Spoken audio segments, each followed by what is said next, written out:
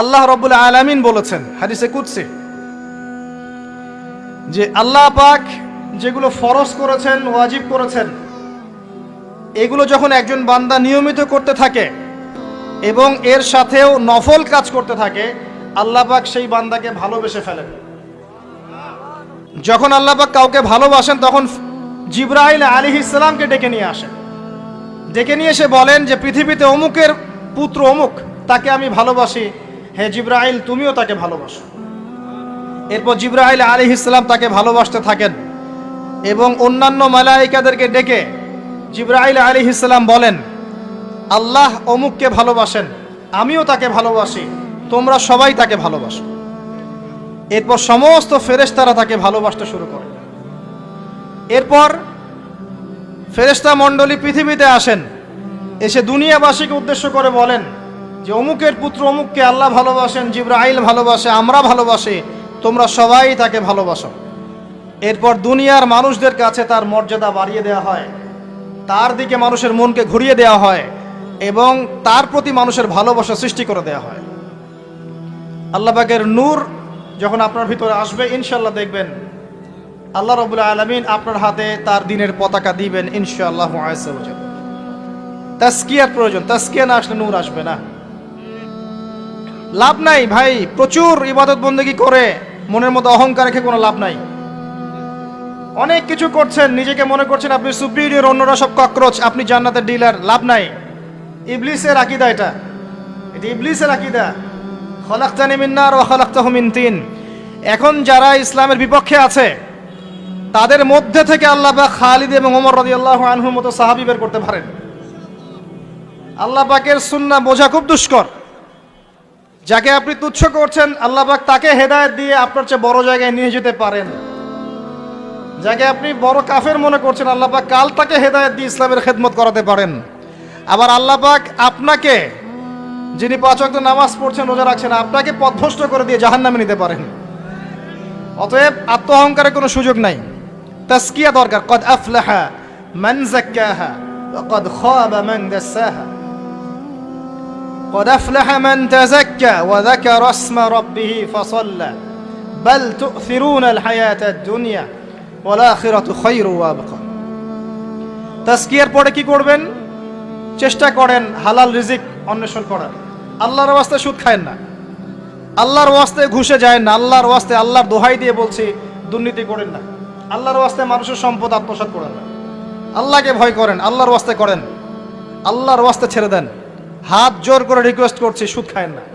নিজের মায়ের সাথে জেনার মতো অপরাধ, নিজের মায়ের সাথে জেনার মতো অপরাধ, এটা আমার কথা নয়, এটা মুহাম্মদ সাল্লাল্লাহু আলাইহি ওয়াসাল্লামের কথা।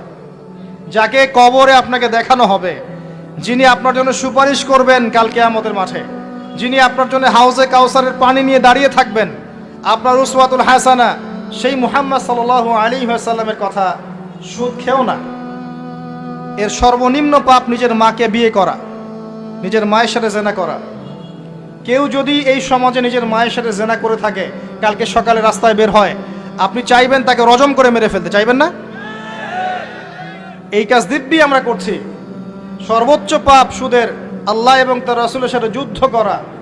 অনেক দিন আয়াতটা বলেছি, আবারও বলছি, শোনেন কি, কারণ কিছু মানুষের কানে ঢুকতেই চায় না কথা।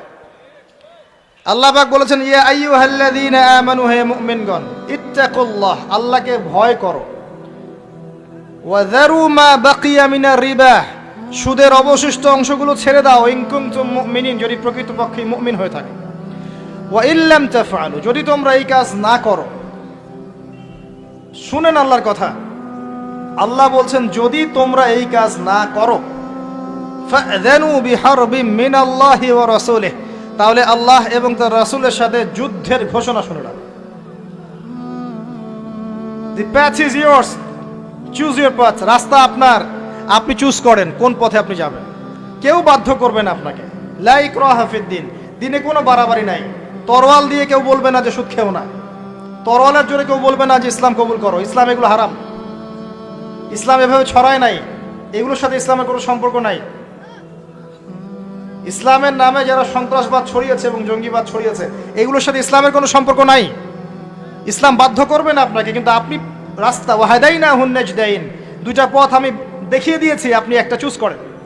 ইম্মা শাকিরা ওয়া ইম্মা কাফুরা, ইচ্ছা হলে আপনি কুফরি করেন, ইচ্ছা হলে কৃতজ্ঞ হন। আল্লাহ বলেছেন সুদ খেও না, নিজের মায়ের সাথে জেনা করা, আল্লাহ এবং তার রাসূলের সাথে যুদ্ধ করা। আপনি পথ চুজ করেন। একটা টাকা যদি হারাম থাকে রিজিকে, আপনার ইবাদত কবুল হবে না।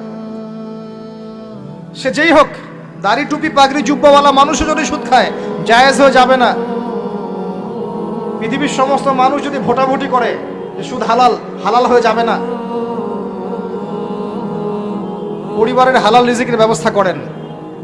অনেক মানুষ দেখা হয়, কথা হয়, মেসেঞ্জারে টেক্সট করে, হোয়াটসঅ্যাপে নক করে, বড় চাকরি করতো, 60,000 70,000 80,000 টাকা বেতন পেত, তখন রিজিকে বরকত ছিল না, ছেড়ে দিয়েছে, চায়ের দোকান দিয়েছে, এখন রিজিকে বরকত আছে।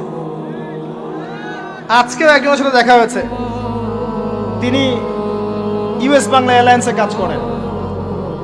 আমাকে বলছেন, ভাই মুরব্বী মানুষ, আমার পরিবারের সদস্য সংখ্যা বেশি ছিল, হারাম জবে ছিলাম, সুদ খেতাম, সুদি এনজিওতে কাজ করেছি, আপনার লেকচার শুনেছি, আলহামদুলিল্লাহ আল্লাহ পাক শুনিয়েছেন তাকে, এখানে আমার কোনো ক্রেডিট নাই, তিনি ছেড়ে দিয়েছেন, এখন এখানে কাজ করেন। আমি বললাম, পরিবারে কি কোনো সমস্যা হয়, রিজিকে বরকত আছে না? তিনি বলছেন, এখন বারাকার শেষ নাই। বলছে কেউ অসুস্থ হয় না পরিবার আমার এখন, আগে ডেইলি অসুস্থ হতো। আমার টাকা চুরি চামারি হয় না, আগে আমার টাকা আত্মসাৎ হয়েছে। বরকত কি জিনিস আপনাকে বুঝাই, বরকত চোখে দেখা যায় না। আপনি হালাল রিজিকে থাকেন, দেখবেন আপনার পরিবারের মানুষ কম অসুস্থ হচ্ছে, খরচ কমে গেল, আপনার সম্পদ চুরি ডাকাতি হচ্ছে না, নিরাপদ আছে। আপনার অল্প রিজিক আল্লাহ রহমত বরকত ঢেলে দিলেন, অল্প খেয়ে আপনি তৃপ্ত, মেডিসিনের খরচ নাই, অসুস্থতার খরচ নাই, আজে বাজে কোনো খরচ নাই, কারণ আপনি হারাম খাচ্ছেন না। বরকত চোখে দেখা যায় না, এটা বুঝতে হয়। আবার দেখবেন মাসে কোটি টাকা আর্ন করছেন, এই যে বড় একটা ক্যান্সার, এই যে একটা রোগ শেষ হচ্ছে আরেকটা শুরু হচ্ছে, বাবার অসুখ, মায়ের অসুখ, এই সমস্যা ওই সমস্যা, একটার পর একটা লেগেই আছে। এই প্রজেক্ট নষ্ট হচ্ছে, ওই প্রজেক্ট নষ্ট হচ্ছে, আবার মানুষ ছিনতাই করছে, চুরি ডাকাতি করছে। এটা আল্লাহ পাকের গজব। রহমত বরকত চোখে দেখা যায় না, এটা আপনাকে বিশ্বাস করতে হবে যে আল্লাহর পক্ষ থেকে এগুলো আসে। ইমানের 6 পিলার শব্দ গায়েব, আল্লাহর বিশ্বাস গায়েব, মালায়েকা ওয়া কুতুবিহি ওয়া রুসুলিহি ওয়াল ইয়াউমিল আখির ওয়াল কদরি খাইরি ওয়া শাররি, সবই গায়েব। অদৃশ্য বিশ্বাসের নামই তো ঈমান। তো বরকত রহমত কি দেখা যাবে? দেখা যাবে না। রূহ বা আত্মাকে দেখেছেন? আপনার শরীরে নাই। এইভাবেই আল্লাহর রহমত বরকতে বিশ্বাস করতে হবে। আল্লাহ পাক ইনশাআল্লাহ তাআলা আপনার হালাল অল্প